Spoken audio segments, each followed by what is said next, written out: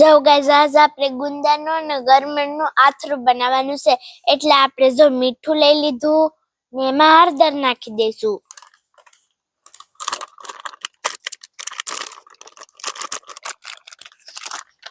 Guys હવે આપણે આને હરખેથી મિક્સ કરી નાખીએ.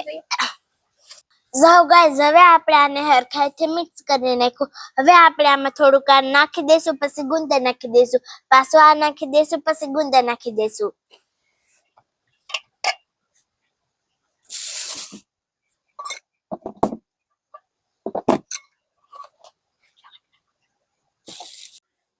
હવે આપણે આને મસ્ત ભરી લીધું. હવે આપણે આને નાખી દઈશું ને પછી આ નાખી દઈશું.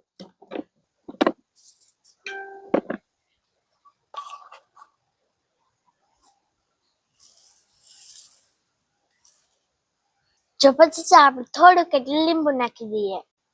જો હવે આ 2 લીંબુના ફાડિયા કરીને આમાં નાખી દેવાનું છે.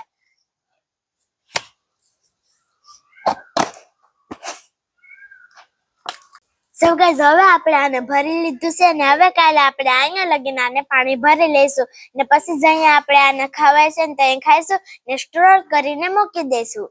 So guys, હવે આ ગરમણને પણ આપણે એવી જ રીતના ભરી લેવાની છે.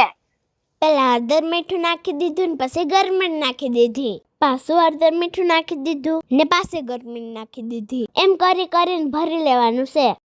ને હવે આપણે આને મીઠું ને હળદર નાખી દઈશું વધુ વહી.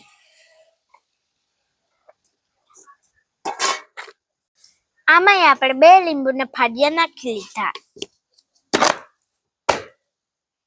જવા ગુંદાના ગરમણના આપણે ભરીને મૂકી દીધી. હવે કાલે આપણે આમાં 2 પાણી નાખી દઈશું, પછી આપણે સ્ટોર કરીને મૂકી દઈશું. Bye bye, take tech.